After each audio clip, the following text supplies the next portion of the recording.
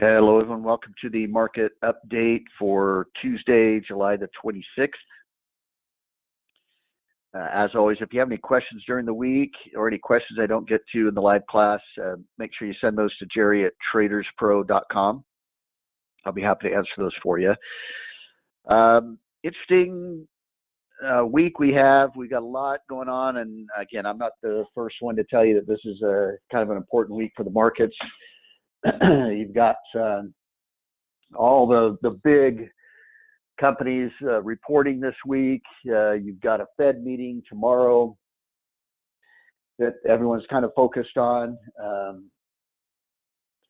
And the problem that creates is that, and this is why I don't like weeks like this, is because a lot of what's going on this week are what we call binary events, meaning the market could have a big reaction positively or negatively. Well, I shouldn't say positively or negatively because that assumes that going up is good and going down is bad. And if you're if you're shorting the market, going down is good and going up is bad.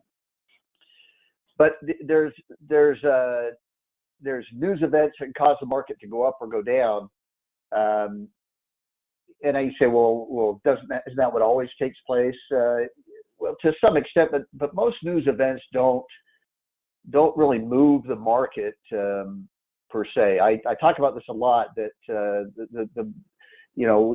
we say that news drives the market, but I say it has more to do with the market mood that drives the market, meaning that if the market is feeling very bullish, it ignores bad news and embraces good news. When it's feeling very bearish, it grabs onto all the negative news and ignores the good news. So it really depends on what the mood of the market is when some of these events come out. And that's what's been difficult to kind of read right now is the mood of the market. Just last week, I was talking about how I felt like we could kind of get a melt up type situation in the market where we kind of rally. We'll look at the chart here in just a second. And I can show you. But I also talked about how we could be forming a bearish ABC pattern, and we could reverse.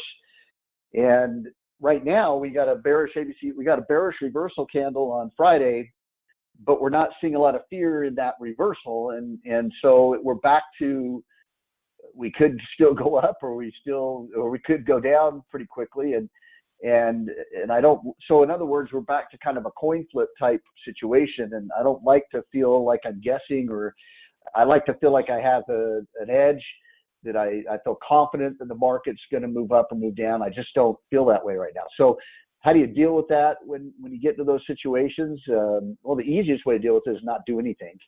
And that may be what I end up doing, is just kind of sitting back and letting this week play out before I make any big decisions. The other is to make sure you're hedged a little bit, and that's partly what we've done in the portfolio. I added some positions thinking that we could rally. Actually, the positions I've entered have, for the most part, looked pretty good. We'll review those here in just a second. But I've also hedged those with those inverse ETFs that I've been using. Those that are new, I'll show you what those are. These ones will go up if the market goes down, and so it allows us to kind of balance things out in case we do get a sell-off. We're not going to get hurt too bad with the positions we're in. Quickly here, though, the direction alerts I mentioned. These were becoming relevant, really. They're still relevant because the market could go either way. We are sitting, momentum is bullish but not extreme. We're not in an overbought condition. If the market were to rally from here, you could probably get into that overbought condition pretty quickly. But if we do sell off, this is telling us we have a lot of room to go down to get to this opposite extreme down here, to get oversold. The breadth indicator is sitting right in the middle. Again, could go either way. And same with sentiment. Sentiment's still really high. We'll take a look at the VIX indicator here in just a second, and I can show you it's been kind of, it's partly what's caused me to be a little bit confused about the move and feel like I'm guessing. But we'll go over that here in just a second. The buy-sell ratios are wide, but they're not extreme. But you can see this is the whipsaw that we've kind of been in lately, where we start to move in a direction and we kind of whipsaw back the opposite way. If we do start selling off, we'll see the buy or the sell start rising, the buy start declining. We'll probably cross over. But this is not a wide enough range where we'd say it's extreme. And this is not, there's not an exact science to this. You're just looking for relative movements. These are really getting into extreme ranges back in here. This was really extreme, wide distance, and that was on the last sell-off that we saw, the last big sell-off that we saw a couple months ago. So we're not quite there yet as far as being oversold. Now this sentiment indicator is getting close to an overbought, but that's like the momentum that we just looked at that was getting close to extreme as well. We can still see it. If the market were to rally right here, it could still rally for a week or two before we'd start getting concerned that it was getting overbought. Now let's get to the charts, because this is where I want to spend most of the time. So last week I was talking about how the market was feeling like it wanted to go higher, and partly that was due to the fact that there were so many people that were bearish or feeling bearish on the market. It's hard for it to drop in a significant way when the majority of the crowd is too far to one side. My thought process was that maybe we would rally, we'd get a short squeeze where it would move up, market would move up pretty quick. People would start chasing it because maybe they were afraid that the bottom is in and they're missing it. And then maybe we'd reverse, and that still could play out.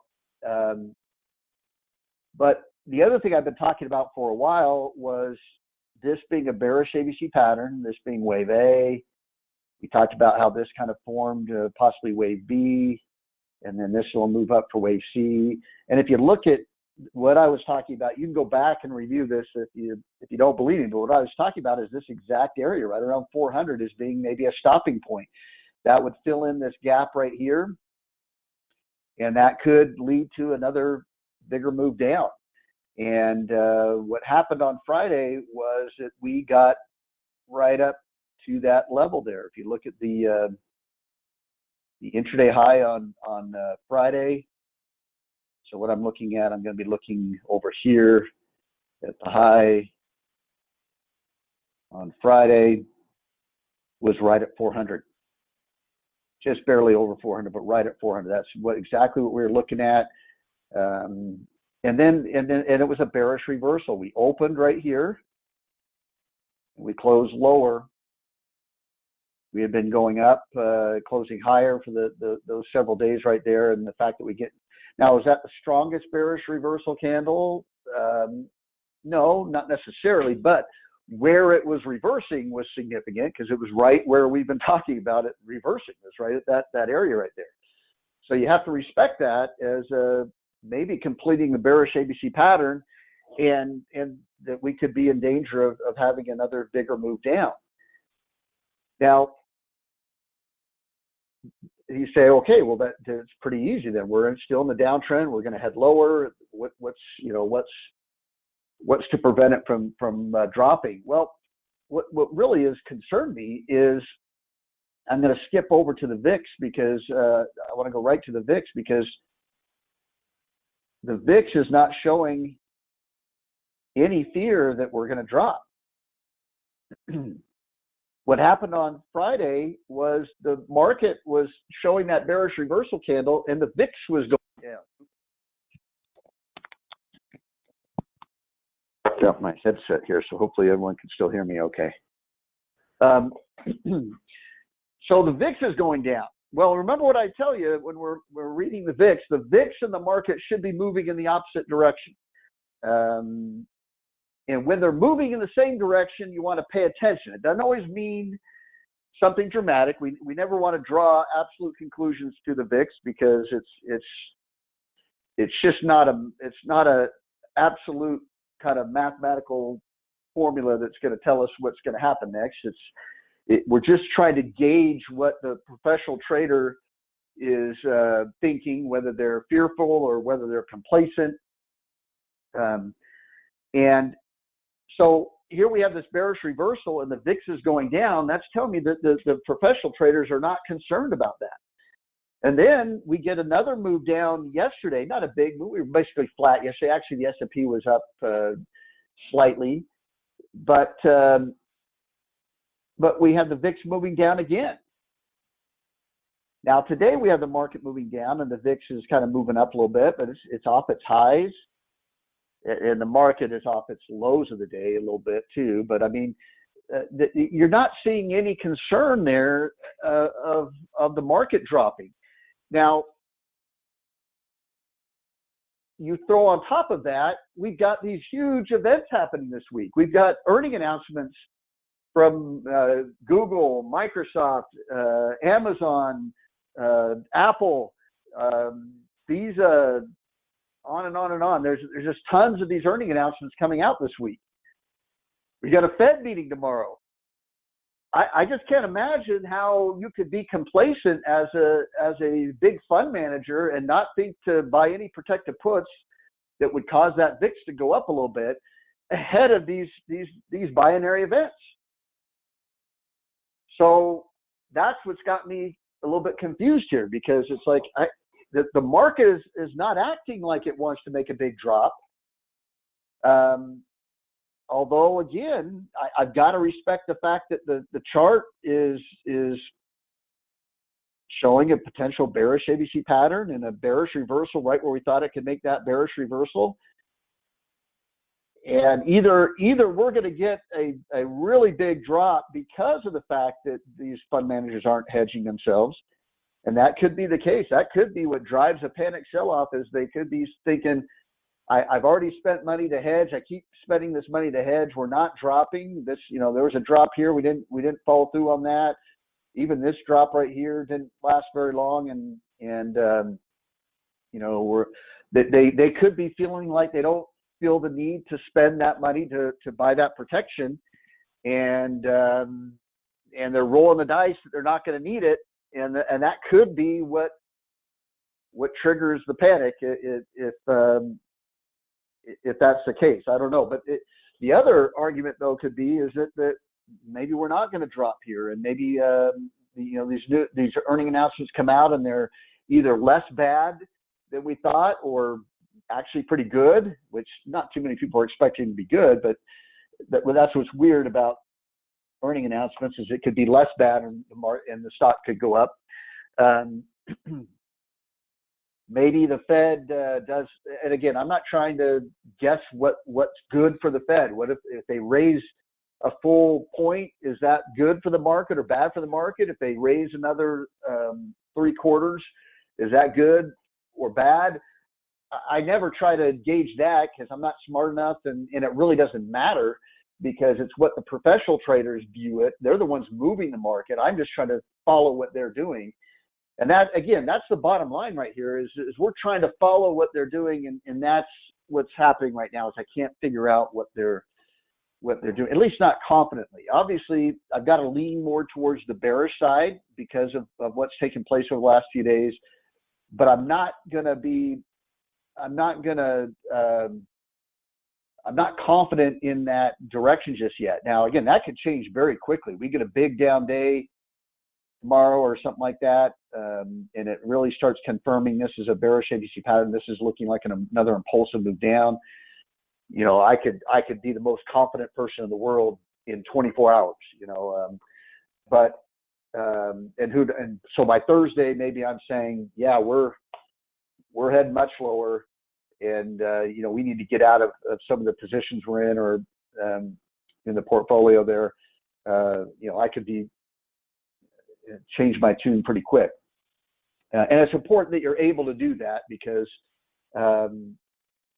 we're not trying to predict the future. We're trying to follow what the professionals are doing. And in order to do that, we got to detach ourselves from our own biases as much as we possibly can. Now, by the way, this gets me back to something that I wanted to point out today because I thought it's important to bring up.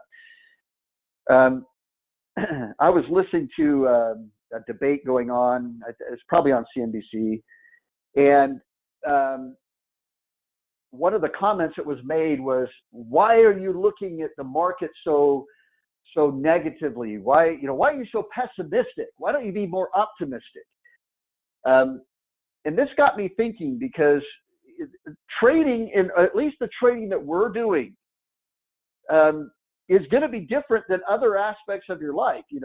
I'm a big positive thinking, be optimistic, be persistent type of person, but it depends on where you're directing that.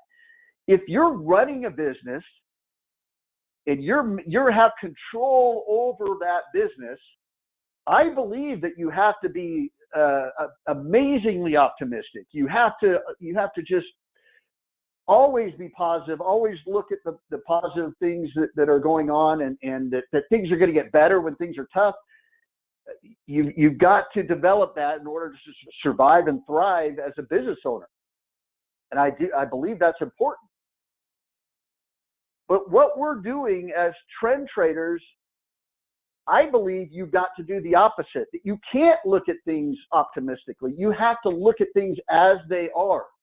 You have to try to detach yourself from those strong emotions because you don't have the control over we can't control where the market is going. See, if you're a business owner, you have control over that business. That means you really need to implement those qualities. But we're trying to figure out where the market is going, and so we've got to detach ourselves from that. I can't look at the market optimistically. I've got to look at it the way it is. Because if it's dropping, I've got to look at it realistically and say, could it drop a lot more? That's why we focus on some of these human nature type behaviors that happen over and over and over again. That's why I'm looking for some sort of panic sell-off before I'm calling well, not necessarily calling a bottom, but figure that we're close to a bottom, or at least can start talking about a bottom. So again, I just wanted to point that out, that our job in this type of environment as traders is not to be optimistic or pessimistic. It's to be realist, to try as much as we can to really see what's going on and what we think is going to happen. And we're not cheerleaders. We're pure followers. We're trying to figure out what those big institutional traders are doing. Now, big institutional traders can be to some extent optimistic or pessimistic because they are the ones that move the market. If they really want to talk themselves into being very optimistic about things going forward, they're going to do a lot of buying, and it's going to cause these charts to trend upward, and then we're going to recognize that and follow along. So anyway, I thought I'd point that out because I just thought that debate on TV, I thought that was interesting that he was calling out people for not being more optimistic. And I just don't think we're in the business of implementing those emotions into our decision making. I think we need to be realistic as much as possible to be successful, because we have to be able to flip flop, and you can't flip flop to being bearish if that means that things are going to decline. And does that make you a pessimist? Maybe, but that's what you need to be. That's the realistic direction at that point in time, and you need to be able to jump in there and make the correct decisions based off of that expectation. So anyway, I thought I'd just point that out real quick. Let's get back on topic here though with the S&P. I do want to point out a couple other charts. And again, we haven't been doing that a lot lately. We're off the lows of the day too, and I don't anticipate any big moves until tomorrow. I think the market is still kind of waiting for the Fed and what the Fed is going to decide there. But the Dow is lagging even more. You can see the last couple of days we had the bearish reversal candle on Friday, very tight trading ranges the next couple of days. Now, again, this is important though, because we should see some follow. You can have a pause for a day or two, but it should start moving down if it's going to move down. If we get another day where it's indecision, or it could be that this is a pullback for another move up, and we're again having again. Usually I'll allow one pause day. If two is possible, but I start to get a little bit concerned when I see that maybe this is just a pullback for another move up. And again, that's what's got me kind of concerned with what I've been seeing the last couple of days. But I understand it. I get it. We got all this stuff coming out this week, and everyone's kind of in a wait and see mode. And then when that happens, the market can kind of pause like this. Now the Nasdaq 100 is a little bit more decisive the last few days. We were down yesterday. We're down again today. I think the Snap earnings last week really have gotten the market spooked a little bit. Not that Snap is a huge behemoth. It's not, but it is in the same business as Google. And if advertising is weak for Google, advertising affects every company out there. So it affects Amazon, it affects Apple, it affects all these other companies. And if the advertising is really light or suffering, then it could be that things are worse than we thought.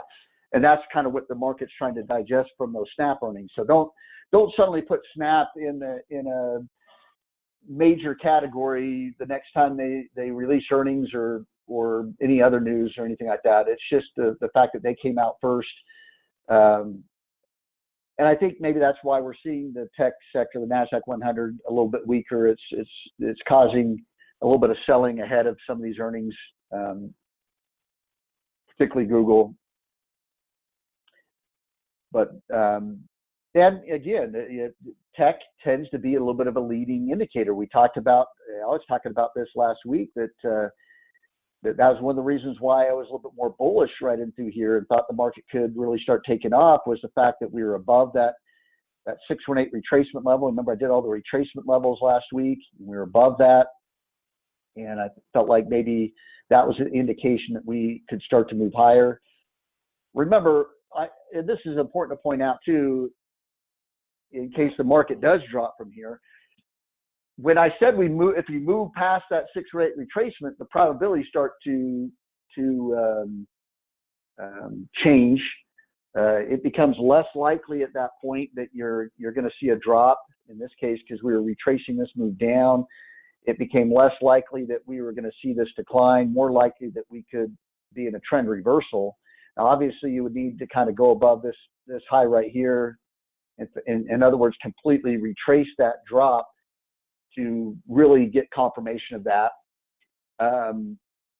But so you realize that all the stuff I talk about is related to probabilities, and in order for the market to be the market, you've got to have lower probability moves take place. So, and I always chalk those up a lot of times. If I'm in a trade, I usually chalk it up to just bad luck. It's something that I did everything right, and it was just bad luck that the stock made the lower probability move. And you just have to just accept that that's part of this game, and it's part of trading, and you kind of move on. But you can't let it deter you from doing the same thing again. If you see a higher probability direction, you trade that higher probability direction.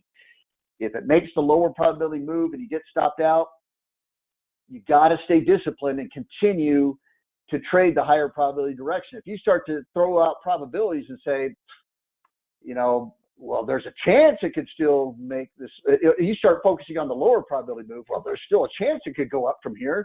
There's like a 10% chance it could go up. Maybe I should stay in this trade. you start focusing on the lower probability moves, and you're going to get killed pretty quick. So we still need to be disciplined. But that's an example, though, of reading a slight change that could have been taking place, and then it kind of got ripped back as the market dropped. And now what's happening is it's making this possible bearish ABC pattern the higher probability move. So the higher probability move right now is to the downside.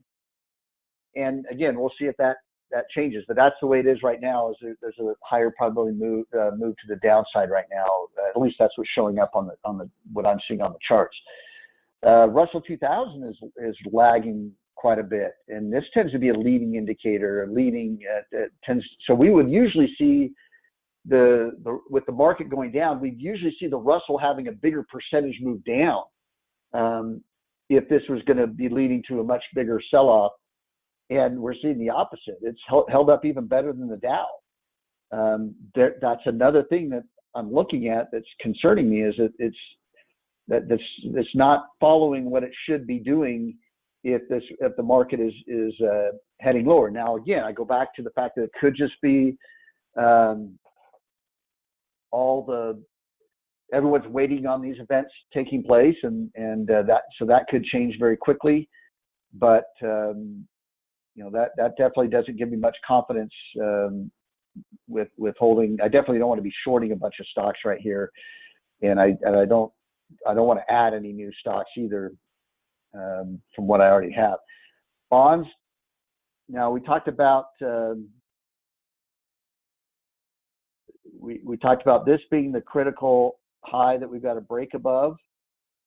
We had this little move up on Friday that broke above this high right here. And I said, if we break above that high, it makes it more likely that we'll break above this high up here.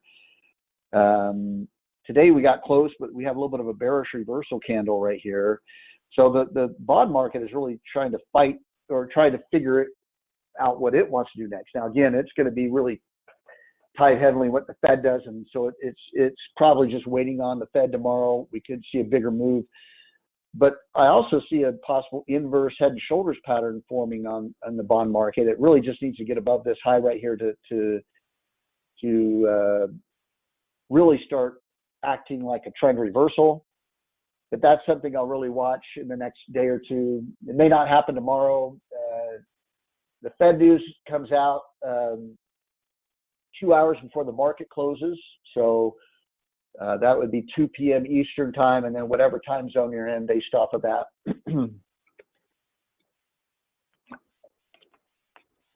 And then, sometimes you'll get false moves right when that news comes out. So, don't be totally confident in the first directional move it makes, because sometimes the next day or two it plays out more in the direction that it's likely to move in. But that's something we'll watch for. We'll probably know a little bit more on Thursday about how the bond market is reacting to that Fed announcement. But I just want to point that out, that it's showing a little bit of a basing type formation here that could possibly lead to a rally in the bond market.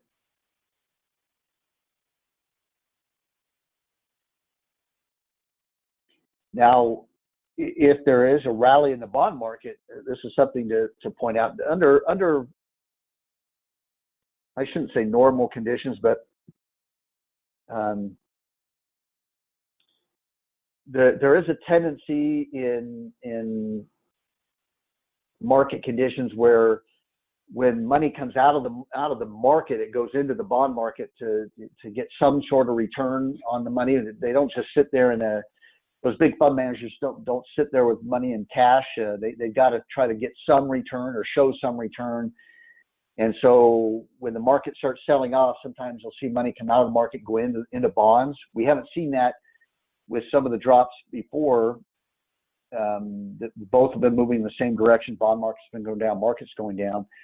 But it could be something we see right here, where if those bond yields come down lower, that maybe we see money, a sell-off in the market, then money comes into bonds, and that could maybe fuel a rally in bonds. I don't know. We'll see. I'm not again, I'm not smart enough to know what those big institutional traders are thinking or doing. My expertise is in recognizing what they are doing, reading the chart, reading the price action, and so I tend to focus on what my strength is instead of trying to get into things that aren't in my area of expertise. That's why when I start giving out fundamental advice, that's when you take it with a grain of salt. You know, I always try to preface it by saying I am not a fundamental trader, so just be aware of that if I start talking about fundamental reasons why a stock should go up or go down. And as you'll notice, some of the arguments I've made in the past have well, at least on the surface, have not panned out as well. I gave an argument as to why I thought commodities could really take off, and they went into a big correction. But you'll notice that I didn't. When I had agricultural stocks, I stopped out when they were dropping. I didn't stay in them and try to be right, so to speak, on my fundamental argument. I made an argument on the defense sector that there are countries around the world that are upping their orders to stockpile their weapons, missiles, things like that. So far, we haven't seen any dramatic move in some of the defense stocks that would coincide with that. So yeah, when I make a fundamental argument, still focus on the chart and make your decision based off the chart, because I am. If the chart goes the opposite way, I'm gonna focus on what that chart is telling me. All right, gold. Gold, again, is still kind of in the sideways range here. It had this previous drop. I'm assuming that the trend is going to continue downward until it shows me something different. What I'd be looking for here is a really sharp, impulsive move up that could indicate that maybe it's starting a rally, a stronger rally. We're seeing more of a sideways move. Again, it could be waiting to see what the events of this week, what they are telling us. As you can see, that's why this week that's why everyone's kind of focused on this week, is there's a lot of these different groups and sectors that could move up or down based on what comes out. Our job, again, is not to try to figure out what the numbers mean, whether the earnings are good or bad, or whether the Fed decision is good or bad, but what the reaction is, what the chart reaction is, the price action reaction is off of that news. Oil, a little bit of a downward move today, but again, I'm looking at this as a potential bullish ABC pattern. Had a nice sharp move up. I entered back into the USO in the portfolio. It's just been kind of sideways since then, but it could be that this is just an ABC right here, a smaller ABC. But again, if it gets down to these levels, I got my stop down below here. I'd be willing to stop out if it gets down there. But oil, again, it could go either way right here, but it's looking like it still could move up from here. Now, again, what could cause oil to make another downturn and move lower? If there's a lot of news this week that's pointing to maybe a bigger recession. I think the market is already anticipating a mild recession. I think that's what it's kind of pricing in right now. Again, there's a lot of arguments as to whether or not we're already in a recession or we're very close to going into recession. Again, that's not my area of expertise, and there's so many definitions of recession that it could be that depending on someone's definition, we could have been in a recession for 3 months now or something. But if there's evidence that a recession could be bigger or deeper, you could see oil plummet because you've got all these oil companies ramping up production because of Russia, and then if there's a recession, there's going to be less demand for oil. That could cause a glut. You could see oil plummet pretty quickly if that's the case. So if you're wondering why oil could go down, if you're still focused on the Russia situation, yeah, if a recession is mild and then we get right back on track and the world economies start chugging along, um, the oil could go much higher from here. But if there's a deeper recession, obviously you could see where oil could plummet, and we'll watch for that. Again, the chart will tell us, but that again could be something that probably more specifically comes out of the Fed meeting tomorrow, as opposed to what Apple's earnings are. I don't think oil markets. Well, I don't know. I guess again, those numbers could reflect recessionary pressures as well, but I think the Fed decision is going to have a bigger impact on, and the dollar is going to have a bigger impact on what oil does here in the near term. Let's talk about the dollar. We talked about how this was an impulsive move up, this is an impulsive move down. Could this just be part of an ABC pattern, and then it takes off again? We've been mostly moving sideways right through here. Now, there is a chance that, could it be that this is A, B, C? This is a strong move up today. Could the correction and the dollar be over and it's going to take off? Again, I think a lot of that will be due to what happens tomorrow with the Fed decision. But I look at this as mostly just a sideways move after this impulsive move down. Because of that, I would lean a little bit more towards the dollar making at least another move down before maybe completing a correction and going up. Or maybe it isn't a trend reversal and it's going to start trending back down. Either way, based on what we see so far with impulsive up, impulsive down, corrective, the higher probability direction would be to make another move down, whether it's just finishing a bullish correction and it's going to go higher, or whether it's just the start of a bigger decline. The higher probability is for a move down. We'll see if the market makes that higher probability, or the dollar makes that higher probability move.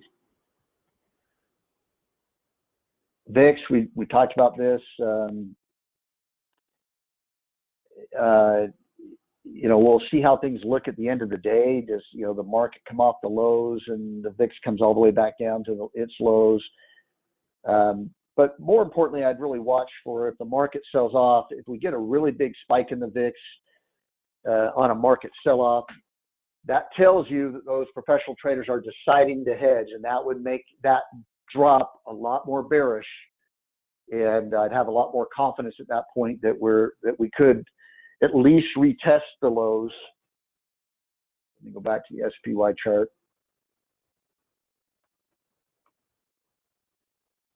So if we get a decent drop and a big spike in the VIX, we would look at least getting back down to these lows, if not going further. We probably should drop even lower, but that's something to look for. So we get a big down day, VIX spikes up.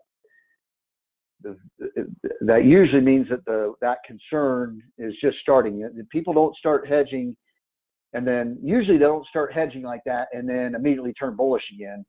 That usually means it's the start of a bigger decline, especially in the context of impulsive, and this is a possible bearish ABC pattern. I think what's going to turn me a lot more bearish is to see a down day with that VIX spiking in an unusual manner. That would tell me that it's probably time to expect that the market has further to drop.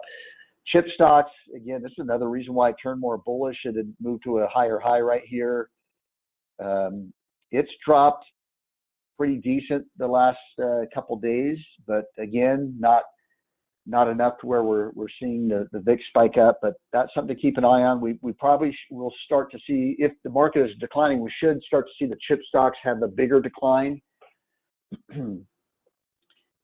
And I'll have to check. I don't know if there's chip stocks reporting this week. I know Intel's coming up here pretty soon. I don't know if it's this week or next week, but that'll be a big one that the market could focus on as well. Transports, again, this is looking like a bearish ABC pattern here too. Again, all these charts are looking about the same. Bitcoin, Remember what I talked about on Bitcoin again? I want to visit this again because it's playing out almost the way I talked about. I use and I'm doing this because there's some people that might be new in the class today, but it also reinforces what I talked about before. Using the upward example, when you're in an uptrend and then you start moving sideways, you'll hear me say a lot of times, whenever you see a stock moving sideways, you want to pay attention to the direction it was moving in before it moved sideways, because that's where it's more likely to go after it's done moving sideways. Sometimes, though, you get in these sideways ranges like this, and it's just stuck. The buyers just still aren't confident to buy, the sellers aren't confident to sell. And sometimes it still should continue to move in the direction of the previous trend, but sometimes what will happen is you'll dip below that sideways range, and then that'll get the buyers excited, and then they push it higher.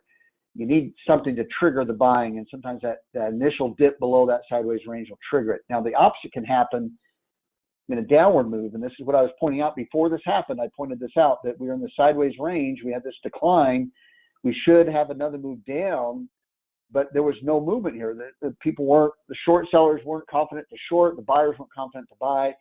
In this case, it broke out a little bit right here, and this is where those short sellers were a little bit more confident getting short again.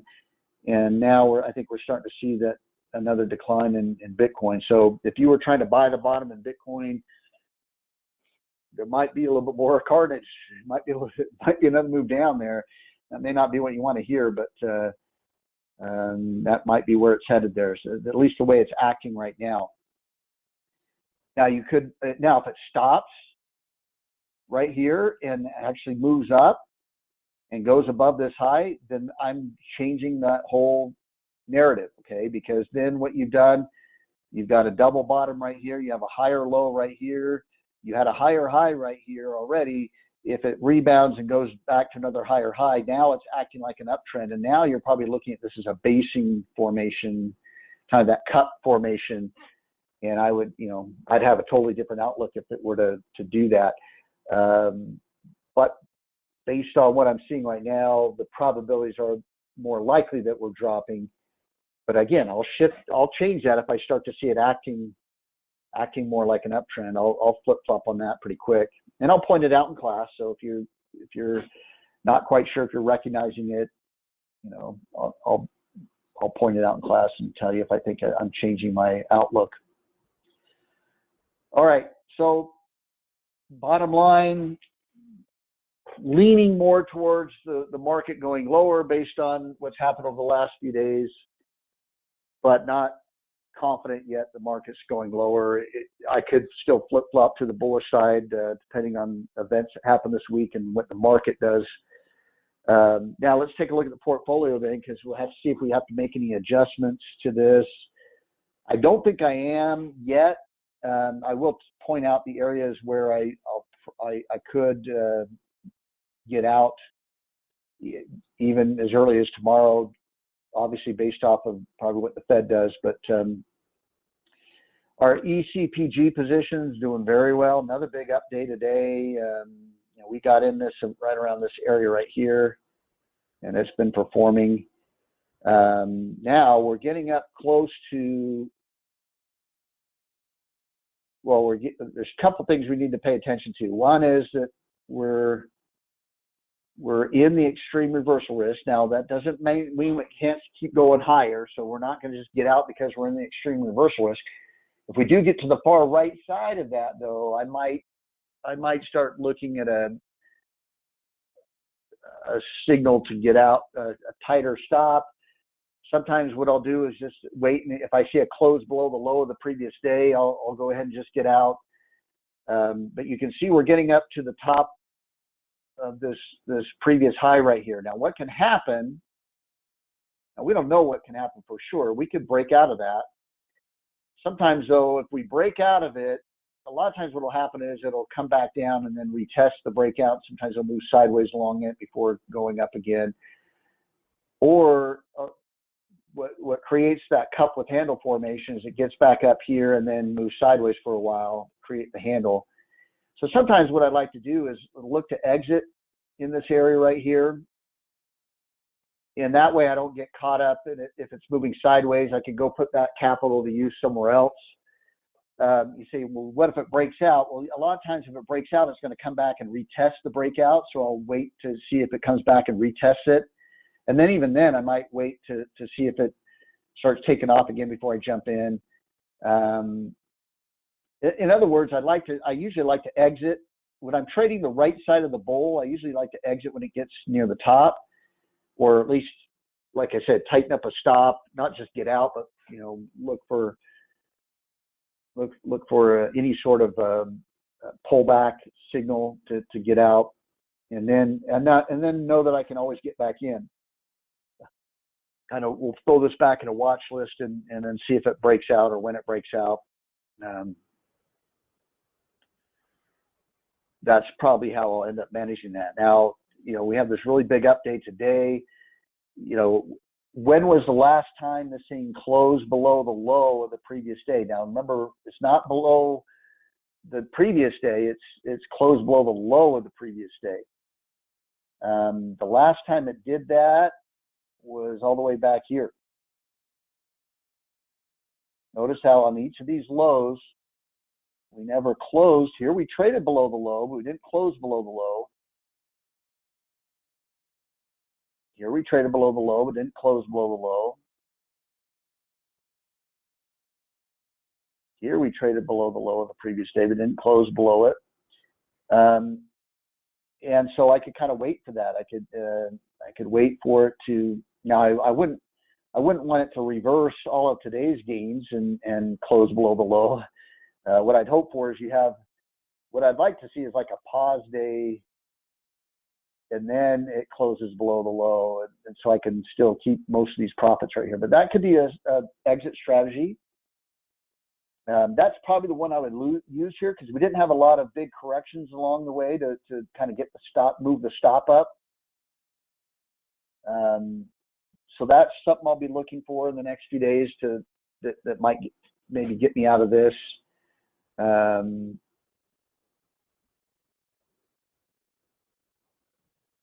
Oil, I talked about how oil, I think my stop is down here, so we'll just see how this kind of plays out. If it takes off, if not, I'll get stopped out of oil. But I don't see a reason to get out of this one. Raytheon, they had earnings, and they actually hit their earnings, but their revenue was a miss. I think my stop is down below here, so I'm going to wait and see. Sometimes you'll get an initial reaction, but I think if the market starts rallying, this stock will just turn around and probably rally with it. So, but if it doesn't, that's when I have my stop there in the first place. I'll go ahead and stop out of that. But this move is not good off of that earnings report. But I'm not just going to get out just to get out. That's where my stop was. I'm going to go ahead and stick to that. I had the SPY. We bought the SPY again, expecting that we could break out here. Now, this is one that, again, with the way the VIX was acting, and I didn't want to just jump out of this one. I've got the two hedges with the SOXS and the SARK inverse ETFs. So I didn't feel like I had to jump out. I might get out of this one today, though, because now we're closing below the low of the previous day. So now we have the bearish reversal candle, and this is the first close below the low of the previous day, at least if it does close that way. It looks like it is. But I'll watch this up to the market close. If that does close below the low of the previous day, I'll probably go ahead and get out of the SPY, because, again, I've got a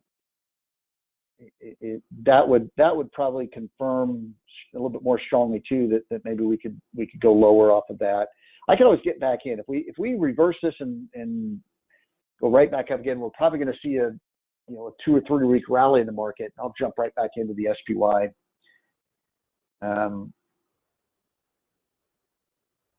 Eli Lilly looks fine. We're up from where we got in. It's still kind of just forming this little sideways pattern, but it looks like it could break out. Now, again, that could depend on the market breaking out as well. I could be getting out a lot of these if the market really starts selling off. But our stop was down here below the bottom of this range, so I don't see a reason to get out ahead of that stop. AMD, again, this is another one, chip stock. We talked about how chips were we were breaking out of here, and that's why I got in. It was looking more bullish, but it's come right back down. Now, this is offset by the SOXS. If chips go down, the SOXS is going to go up. But I only have the two hedges. I've got a lot of positions here. So that's why I might reduce kind of that risk exposure a little bit. Maybe get out of the SPY. I think that's the only one I'm going to get out of. I might end up getting stopped out of the other ones, but that would be the only other one I'd be getting out of. And again, maybe if,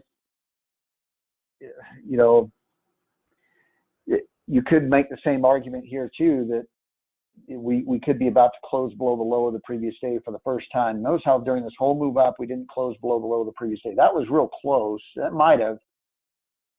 was probably close enough to where it's a coin flip there. Yesterday we didn't. We moved back above the low. Today it's a little bit of a coin flip right now. I'll have to decide on that one. It could make sense to reduce risk exposure a little bit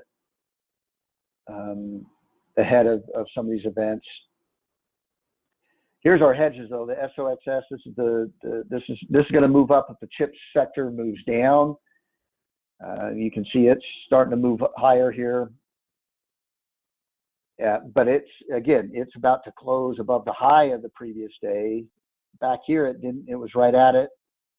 Didn't do it yesterday. That could be more bullish. So I'm going to definitely leave these hedges in place. And then the SARK moved up pretty nicely today.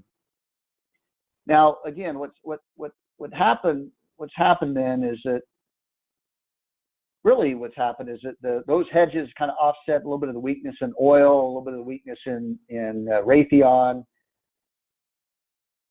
But overall, we've kind of grown the account a little bit. We were at 120. So we're grinding out some gains, and that's all I'm really hoping for in the situation is, can we make 1,000 here or there? Or if we do drop, it's not going to be a big drop.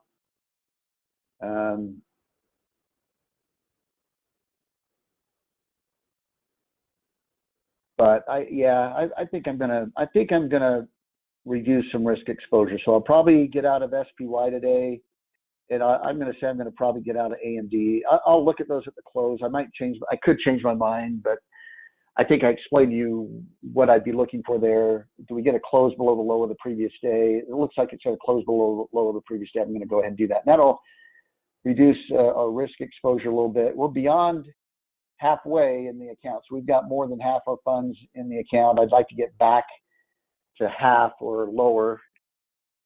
And then I'll just leave these in place to hedge these other positions.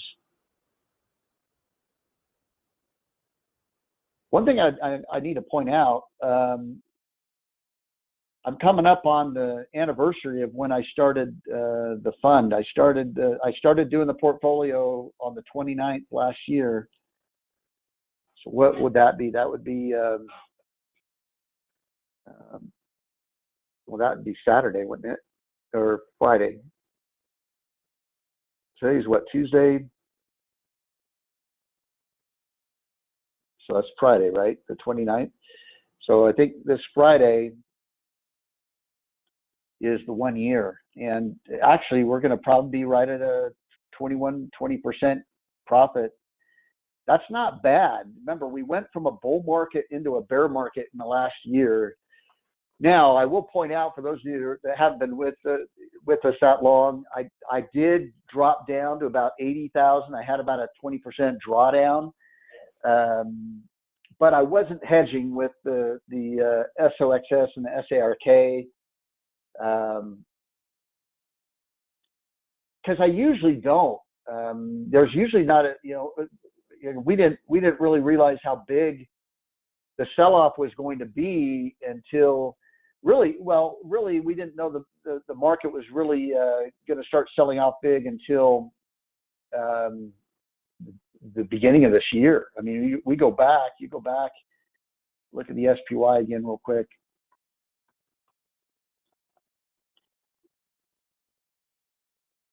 Let's go to a 1-year chart here. So we peaked here in December. But I think it was during this drop, I think is when we dipped down. It might have been when we dipped down into that down 20% in the portfolio, or it might have been on some of these pullbacks through here. But we didn't really know we were breaking trend until we had this move to a lower low right here. And this is when I started to decide to hedge a little bit with those inverse ETFs. And but I mean, and you can pick different ones to use as well. I'm not saying you have to use these. I just like the movement on these a little bit better. If you do get a drop in the market, you get a pretty big rally on some of these. So they've hedged pretty well. But the point is that we're in a bear market. We went from bull market to bear market, and we're still up 21% for the year. That's pretty darn good. That's something you pat yourself on the back and say,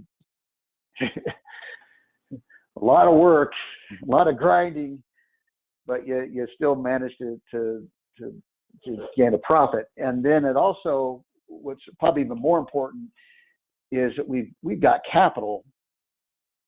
We've got more capital than we had last year, and if we bottom here pretty soon, and we start trending up again, man, be ready for this number to really be big. I'm wondering if I might reset this again. I wonder if I should reset it again and go year to year.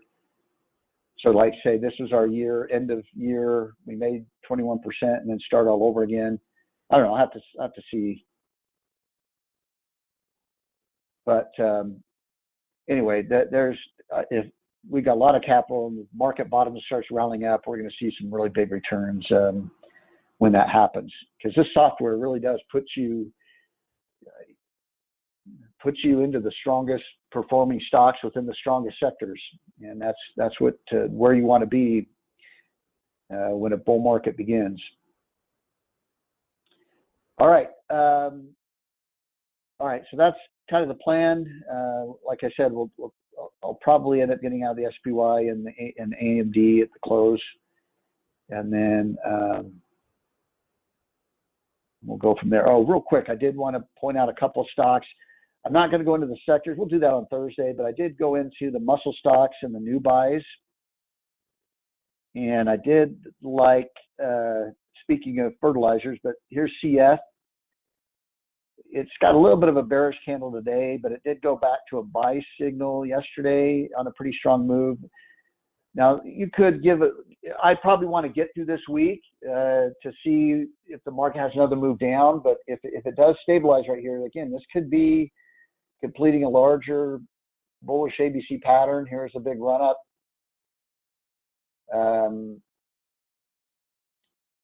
We could see commodities start taking off again, so that's possible. But again, I'll throw this out there as a potential. The reward to risk right here is not bad though. If you do get in on the buy signal, put a stop below this low right here. This thing starts taking off. That's a pretty good entry point, a little bit more of an aggressive entry point. But like I said, with all the unknowns this week, it might not be a bad idea to wait and see how that kind of plays out. Another one in that list, the new buys, this is it INSW, International Seaways. I think this is a shipping company. Yep, transportation, shipping. What I liked about this is, again, long uptrend right here. It looks like a bullish ABC pattern. So it looks like it's been through a correction. Impulsive up. and it went to a higher high right here, and then now it's moving more sideways. Whenever you see a stock moving sideways, you want to pay attention to the direction it was moving in before it moved sideways. That's where it's more likely to go after it's done moving sideways. But that looked like a pretty, now it could stay sideways for a little while, but that one looked pretty interesting. And then one last one in the financial sector was this Cadence Bake, CADE, 93 strength rank.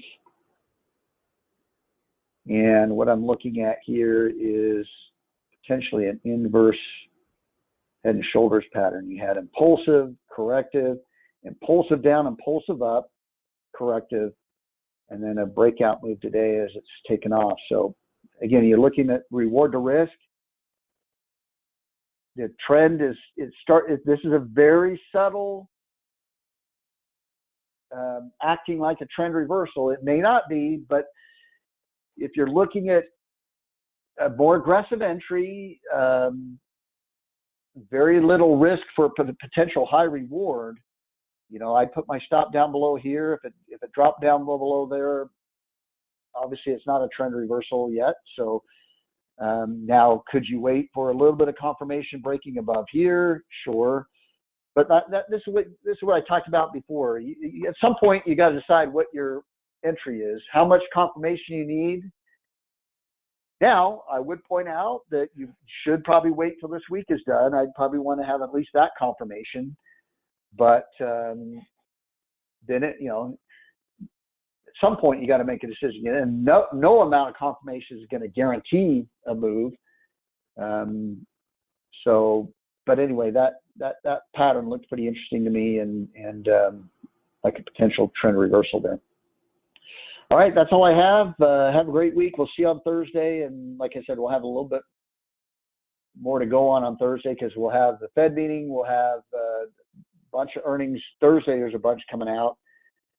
Oh, actually, so we won't see those. Those will come out after the market closes, so we won't see those until after the market closes. But we'll see if there's any stronger direction in the market by then that we can kind of lean on. All right, have a great week, everyone. Bye now.